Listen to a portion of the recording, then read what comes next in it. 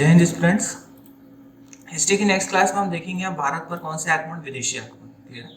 छठी शताब्दी से तृतीय शताब्दी ईसा पूर्व का इतिहास हम कवर कर रहे हैं। इस इतिहास को हमने 5 पार्ट में डिवाइड किया था। ठीक है ना। इस हिस्ट्री को 5 पार्ट में हम डिवाइड किया था। कौन कौन सा? एक तो सूत्रकाल, ठीक, सूत्रकाल के बाद क्या, उसी के साथ हमने क्या कवर किया? महाकाव्य काल। इसी में हम दूसरा सेक्शन देख रहे हैं किसा? भारत पर विदेशी आक्रमण। ठीक है ना। तो भारत पर विदेशी आक्रमण में केवल आज हम 2 आक्रमण कवर करेंगे। एक तो ईरानी आक्रमण, मतलब भारत पर पहला आक्रमण किसके द्वारा होगा? ईरानियों के द्वारा। ईरानी में भी कौन सा वंश? हकामनी वंश। ठीक है। उसके बाद हम इसी में कवर करेंगे एक यूनानी आक्रमण, किसका? सिकंदर महान का। क्लियर। सिकंदर महान का आक्रमण इसमें कवर करेंगे। इसके बाद हिंद यवन शासक आएंगे, फिर बहुत सारे शासक बाद में आएंगे, कुषाण उषाण, ये सब बाद में कवर करेंगे। कि आज के इसमें भारत के, क्योंकि कौन सा इतिहास है हमारा? छठी शताब्दी ईसा पूर्व से तृतीय शताब्दी ईसा पूर्व। ठीक है। इन दोनों टाइम पीरियड में ये विदेशी आक्रमण बहुत इंपॉर्टेंट है। ठीक है। एग्जाम में जब भी क्वेश्चन बनता है कि भारत पर प्रथम विदेशी आक्रमण किसके द्वारा किया था, तो ईरानी द्वारा। ईरानी में भी कौन सा वंश? हकामनी वंश। ठीक है। चलिए इसे स्टार्ट करते हैं। देखिए पहली स्लाइड में हमने देखा है भारत पर विदेशी आक्रमण। भारत पर विदेशी आक्रमण पहला कौन सा? ईरानी, और दूसरा कौन सा? यूनानी। ठीक है। कौन सा वंश? हकामनी वंश। यूनानी ग्रीक का आक्रमण दूसरा, जिसमें कौन करेगा? सिकंदर महान। ठीक। ये देखिए ईरान किस तरफ, भारत की तरफ हो गया। चलिए इसको हम देखते हैं। इसे मैं आपको बता दूं कि भारत पर पहला आक्रमण ईरानियों द्वारा किया गया था। किसने किया था? तो साइरस दूती ने किया था। साइरस दूती ने किया था। ये देखिए लिखा हुआ, भारत पर पहला विदेशी आक्रमण साइरस दूती ने किया था, परंतु ये कोई भी भूभाग को जीतने में क्या हो गया था? असफल हो गया था। इसलिए इसे कौन सा आक्रमण बोलते हैं? असफल। ठीक है। लेकिन आक्रमण किसने किया? ईरानियों ने। और पहला आक्रमण अगर नाम आता है तो किसने किया? साइरस दूती ने। लेकिन यह आक्रमण कैसा था? असफल था। ठीक है। इसी के बाद आता है दारा प्रथम, डेरियस दारा, है ना, ये तीनों नाम ये देखिए लिखा हुआ, दारा प्रथम, डेरियस, दारा। ठीक है ना। ये भारत पर आक्रमण करता है और भारत के भूभाग को जीत लेता है। कौन सा भूभाग? सर्वप्रथम गांधार को जीतकर फारसी साम्राज्य की क्या करता है? फारसी साम्राज्य में मिलाता है या स्थापना करता है, जो भी। ठीक है ना। कब करता है? तो 516 ईसा पूर्व में। और हेरोडोटस के अनुसार, हेरोडोटस जो किसके पिता हैं? इतिहास के पिता हैं। ठीक है। वो कहते हैं कि भैया जब फारस यहाँ पर अपना साम्राज्य स्थापित करता है तो यहाँ से उसको लगभग 360 टैलेंट धूलि का सोना क्या होता है? टैक्स के रूप में प्राप्त होता है। और ये देखिए इस क्षेत्र से 360 टैलेंट भेंट मिलती थी, जो फारस एशिया प्रांतों से मिलने वाले कुल राजस्व का 1/3 था। ठीक है। मतलब जितना भी एशियाई प्रांतों से उसे क्या मिलता था? टैक्स मिलता था, उससे मिलने वाला 1/3 पोर्शन उसे कहां से मिल जाता था? भारत से मिल जाता था। ठीक है। गांधार में स्थापित करता है। जब हम महाजनपद वाला सेक्शन पढ़ेंगे, ठीक है ना, तो महाजनपद में हम 16 महाजनपदों का उदय देंगे। उसमें गांधार, कंबोज और मगध जैसी बड़ी बड़ी महाजनपदों को क्या करेंगे? रीड करेंगे। क्लियर है। अभी हम इतना समझ लेते हैं कि गांधार वाले क्षेत्र को किसमें मिला लेता है? फारस में मिला लेता है। और कितना सोना प्राप्त होता है? 360 टैलेंट धूलि का सोना इसे यहाँ प्राप्त होता है। और ये गांधार मतलब भारत वाले क्षेत्र को कौन सा प्रांत बनाता है? 20वां प्रांत। ठीक है। कौन सा प्रांत बनाता है? 20वां। टोटल अप्रोक्स कहते हैं कि टोटल 28 प्रांतों की स्थापना करी थी किसने? ईरान ने। ठीक है। तो ईरानी आक्रमण तो हो गया, लेकिन ईरानी आक्रमण के कुछ प्रभाव भारत पर पड़े। ठीक है ना। कुछ चेंजेस भारत में देखने के लिए मिले, क्योंकि लगभग 200 सालों तक, क्योंकि इसके बाद जब सिकंदर आएगा 326 ईसा पूर्व में, तो आप देखिए 516 से कब तक? 316, अप्रोक्स 200 सालों तक यहाँ पर किसका आक्रमण रहा? ईरानियों का आक्रमण रहा। ठीक है ना। अब ईरानियों का जब यहाँ पर सारी चीजें रही तो भारत को कुछ चेंजेस देखने के लिए मिलेंगे। सबसे पहले तो यहाँ पर व्यापार के नए नए मार्ग खुल गए। ठीक है ना। ये देखिए ईरानी आक्रमण के फलस्वरूप व्यापार को क्या मिला? यहाँ पर बढ़ावा मिला। ठीक है। और यहाँ पे एक इंपॉर्टेंट चीज देखिए, ईरानी भाषा और कौन सी? एक अरमाइक भाषा, इन दोनों भाषा को मिलकर एक नई भाषा का जन्म हुआ। कौन सी लिपि? खरोष्ठी लिपि। अशोक जब आएगा तो अशोक इन लिपियों में क्या लिखेगा? वो अपने स्तंभ लेख लिखेगा। ठीक है ना। और कहा जाता है कि जो स्तंभ लेख लिखने की प्रेरणा है, ये संभवतः कौन से साम्राज्य से मिली है? ईरानी साम्राज्य में। किसको? अशोक। ठीक है ना। अशोक क्या लिखेगा? स्तंभ लेख लिखेगा, है ना। पहला शासक जो क्या लिखता है? स्तंभ लेख, शिलालेख, गुहालेख लिखना प्रारंभ करता है। तो ऐसा कहते हैं कि संभवतः ईरानी प्रभाव में आकर अशोक ने ये सारी चीजें सीखी होंगी। ठीक है। तो सबसे इंपॉर्टेंट तो एक तो नई भाषा का क्या हो जाता है? जन्म हो जाता है। ठीक। कैसे लिखी जाती है? तो दाई से बाई की ओर तरफ से, राइट हैंड टू क्या? लेफ्ट हैंड लिखी जाती है। ठीक। उसके बाद देखेंगे वास्तुकार, मतलब आर्किटेक्ट में भी थोड़ा सा चेंज। एक घंटी के आकार का कुछ, मतलब घंटी के शेप की जो मतलब गुम्मत कह सकते हैं हम, वो भी किसका प्रभाव था? ईरानी प्रभाव था। ठीक है ना। और इस सबका प्रभाव सबसे ज्यादा कौन से हमारे इसमें पड़ा? किसमें? मौर्य काल में। ठीक है। किसमें पड़ेगा? हमारा मौर्य काल। मौर्य काल हम जब पढ़ेंगे, जब हम क्या पढ़ेंगे, महाजनपदों की बात करते हैं। महाजनपद में मगध में पहले हर्यक वंश, फिर ये सारे वंश हम रीड करेंगे, उसमें आएगा मौर्य काल, ठीक है। उसके बाद इन लोगों का शासन रहा, लेकिन वहां से फिर सिकंदर निकल चुका था। कहां से सिकंदर निकला था? मैसेडोनिया, मकदूनिया से, ठीक है ना। कहते हैं कि दारा तृतीय है ना, दारा प्रथम ने तो भारत पर आक्रमण करा, कौन सा सफल आक्रमण, लेकिन दारा तृतीय को किसने हराया? सिकंदर ने। कौन से युद्ध में?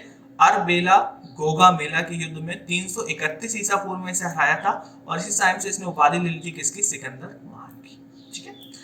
चलिए इसे हम पढ़ लेते हैं। तो भारत पर पहला आक्रमण कौन सा हो गया? ईरानी आक्रमण। और दूसरा आक्रमण कौन सा होगा? ग्रीक यूनानी आक्रमण, ठीक है, जो कौन करेगा? सिकंदर, ठीक है। सिकंदर जब भारत की ओर बढ़ता है, तो आपको बता दूं कि जो भारत का पश्चिमी क्षेत्र है, ठीक है ना, जो पश्चिमी क्षेत्र है वो छोटे छोटे गणतंत्रों में क्या रहता है? टूटा रहता है, ठीक है। चलो स्टार्ट करते हैं।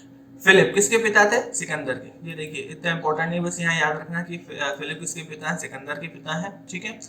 तो कब उनकी हत्या कर दी जाती है? 329 ईसा पूर्व। और फिर गद्दी पर कौन बढ़ जाता है? सिकंदर। इसका इतिहास 356 ईसा पूर्व से 323 ईसा पूर्व में मर भी जाता है बेबीलोन में, ठीक है। तो इस समय जब भारत पर आता है तो छोटे छोटे क्या थे यहाँ पे? कुछ प्रमुख गण थे। एक तो पूर्वी गंधार, अभिसार, पुरु, है ना, ऐसे ढेर सारे यहाँ पर क्या थे? राज्य थे।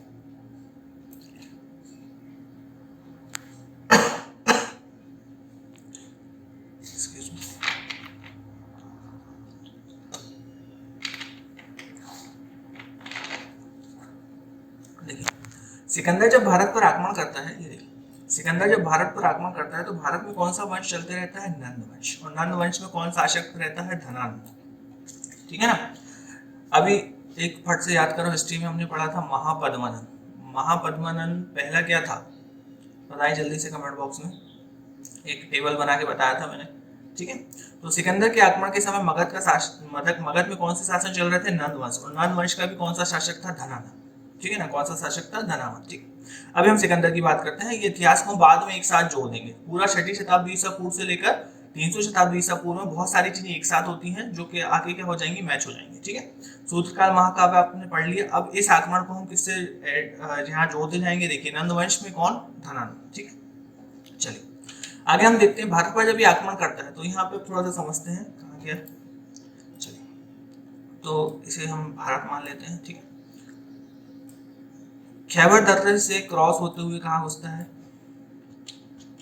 कहाँ पे? फर्स्ट स्लाइड है। जब आता है कहाँ? मकदूनिया, मैसेडोनिया से ये, तो खैबर दर्रे से घुसता हुआ कहाँ पे घुसता है? भारत में एंटर करता है। पूछा जाता है एग्जाम में कि सिकंदर कौन से दर्रे से आता है, तो कौन से? खैबर दर्रे से, ठीक है। देखिए 326 ईसा पूर्व में बैक्ट्राय को जीतकर काबुल होता हुआ खैबर दर्रे से, खैबर दर्रा कहाँ मिलेगा आपको? हिंदू कुश पर्वत में। कहाँ आता है? ये भारत आता है, ठीक है। यहाँ पर देखिए तक्षशिला का एक शासक रहता है, इसका नाम है क्या? आम्बी। तक्षशिला का एक शासक है जिसका नाम क्या है? आम्बी। कहते हैं कि सिकंदर की बड़ी सी सेना को देखकर ये आम्बी क्या कर देता है? सरेंडर कर देता है, ठीक है ना, आत्मसमर्पण कर देता है। और किसके साथ जाके मिल जाता है? सिकंदर। किसके साथ जाके मिल जाता है? सिकंदर। और कुछ ऐसे संभवतः हमें ये भी पता चलती है, कुछ विद्वानों का ये भी मानना है कि आम्बी ने ही किसे इन्विटेशन दिया था? सिकंदर को। कहाँ आने का? भारत आने का, ठीक है। क्योंकि ये कहीं भी जा सकता था, ठीक है, या तो ऊपर की तरफ भी जा सकता है, लेकिन किस तरफ बढ़ा? भारत की तरफ, ठीक है। तो कुछ विद्वानों का ये कहना है या मानना है कि आम्बी और शशिगुप्त ने सिकंदर को क्या किया? भारत पर आक्रमण करने के लिए क्या कर दिया था? आमंत्रित किया, ठीक है। तो सबसे पहले हम देखेंगे कि तक्षशिला के शासक आम्बी क्या कर देता है? इसके सामने आत्मसमर्पण कर देता है, ठीक है। अब ये युद्ध देखते हैं हम, ठीक है। ये युद्ध बहुत इंपॉर्टेंट है पोरस के साथ 326 ईसा पूर्व में, ठीक है। जब ये आगे बढ़ते हैं तो पोरस एक शासक है, पंजाब का शासक पोरस है ना, एक सीरियल भी देखा होगा आपने सोनी टीवी पे, पोरस। तो 326 ईसा पूर्व में पोरस से युद्ध होता है। ये युद्ध को इंपॉर्टेंट याद रखिए आप, ये पोरस के साथ जो युद्ध होता है इसे कहते हैं हाइडेस्पिसीस का युद्ध या झेलम या वित्सता का युद्ध, ठीक है ना। झेलम नदी के पास होता है, तो एग्जाम में कई नाम से आता है। ये हाइडेस्पिसीस का युद्ध कब हुआ था? तो 326 ईसा पूर्व, ठीक है ना। झेलम का युद्ध कब हुआ था? तो 326 ईसा पूर्व। किसके बीच हुआ था? तो पोरस और सिकंदर के बीच, है ना।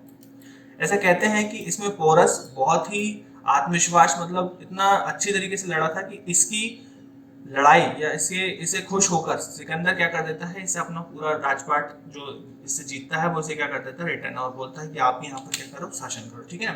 ये देखिए राजा पोरस के सिकंदर अपने राज्य पर आक्रमण करने पर उसकी कड़ा प्रतिरोध करता है। सिकंदर पोरस की बहादुरी से अत्यधिक प्रभावित हुआ और तथा उसका राज्य उसे क्या कर देता है, वापस कर देता है। ठीक है, चलिए उसके बाद क्या, लगभग जब व्यास नदी के पास आकर क्या हो जाता है, ये देखिए व्यास नदी के पश्चिम तट पर पहुंचकर सिकंदर का विजय अभियान रुक गया था तथा यूनान वापस लौटने की तैयारी। यहाँ पर थोड़ा सा समझ लेते हैं। जब व्यास नदी के पास आकर सिकंदर क्या हो जाता है, स्टॉप ले लेता है, रुक जाता है।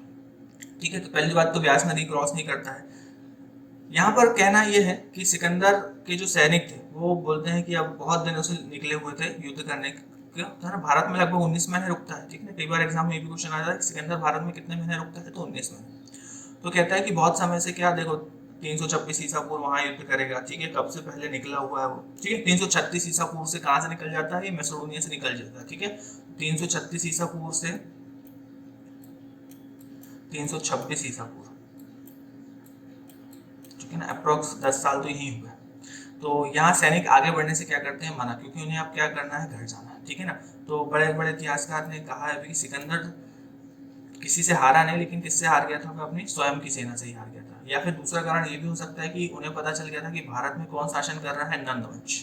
ठीक है, जो कि उस समय का मगध का बहुत ही ताकतवर शासक था। ठीक है ना, ताकतवर शासक धनानंद नाना, लेकिन नंद वंश क्या था, यहाँ पर स्ट्रॉन्ग था। ठीक है, तो इस कारण भी शायद हो सकता है सिकंदर ने बोला होगा या सिकंदर के सैनिकों ने बोला होगा कि यहाँ से क्या हो जाते हैं, रिटर्न हो जाते हैं। ठीक है ना, जब यहाँ से वापस लौटते हैं तो 323 ईसा पूर्व में बेबीलोन में सिकंदर की क्या हो जाती है, मृत्यु हो जाती है। बेबीलोन में हो जाती है सिकंदर की क्या, मृत्यु। ठीक है ना, और जो भी साम्राज्य यहाँ पे जीतता है किसे सौंप देता है, फिलिप को। ठीक है ना, चलिए कुछ इंपॉर्टेंट फैक्ट्स है, याद रखिएगा। सिकंदर भारत में कितने महीने रुकता है, तो 19 महीने। ठीक है ना, उसने अधिकांश ब्रिटिश राज्यों से किसको लौटा दिए, शासकों को वापस लौटा दिए। ठीक है ना, सिकंदर कुछ नगरों की क्या करता है, स्थापना, जैसे निकैया, विजय, अपने घोड़े के नाम पर बुकेफॉल। ठीक है ना, तो कई ऐसे नगरों की स्थापना करता है, निकैया जिसका अर्थ क्या होता है, विजय। ठीक है ना, बुकेफॉल की उसके घोड़ा, अपने प्रिय घोड़ा के नाम पे क्या एक शहर की स्थापना करता है। ठीक है, उसके बाद सिकंदर के साथ आने वाले लेखक बहुत सारे, निर्याकस, आने से श्रेष्ठ, आस्तियोबुलम। ठीक है, ये सभी इसके साथ आते हैं जो कि लेखा जोखा। आपको बता दूं कि सिकंदर का जो आगमन था, या इसके साथ आए वाले ये सब लेखक थे। ठीक है ना, इसी कारण से सिकंदर के आगमन से हमें क्या मिलता है, इतिहास लिखने का एक मतलब लाइन मिल जाती है। ठीक है ना, कि कहाँ से इतिहास चालू हुआ, कैसे इन्हें लिखा जाएगा। ठीक है, तो अब जैसे हमने ईरानी प्रभाव देखा था, है ना, ईरानी प्रभाव देखा था, तो ईरानी ने भी जब आक्रमण किया था तो भारत पर कुछ प्रभाव छोड़ गया था। ऐसे जब यूनानी आक्रमण होता है भारत पर, तो भी ये भारत पर क्या होता है, काफी प्रभाव छोड़ता है, कुछ कुछ चेंजेस देखने के लिए मिलता है। ठीक है, उन्हें रीड कर लेते हैं। सबसे पहले देखो, सर्वाधिक महत्वपूर्ण परिमाण था यहाँ पे भारत और यूनान के मध्य विभिन्न क्षेत्रों में सीधे संपर्क की स्थापना तथा उन्हें विभिन्न थल एवं समुद्री मार्गों का द्वार खोला। ठीक है, वही व्यापारी मार्ग खोलना है ना, जैसे ईरानी आक्रमण हुआ था। ठीक है, भौगोलिक विवरण, है ना, उसके साथ आए इतिहासकार बहुत अच्छे थे, जैसे कि अपना लेखक निर्याकस, आने से निर्याकस इनका जल सेना है उसका सेनापति भी था। कौन, निर्याकस। आपको पता होना चाहिए सेल्यूकस निकेटर, है ना, सेल्यूकस निकेटर का राजदूत कौन, मेगास्थनीस, जो किसके दरबार में रहेगा, मौर्य काल में। ठीक है, मौर्य काल के दरबार में रहता है कौन, मेगास्थनीस, जो किसका राजदूत रहता है, सेल्यूकस निकेटर, है ना, उसको हम आगे देखेंगे।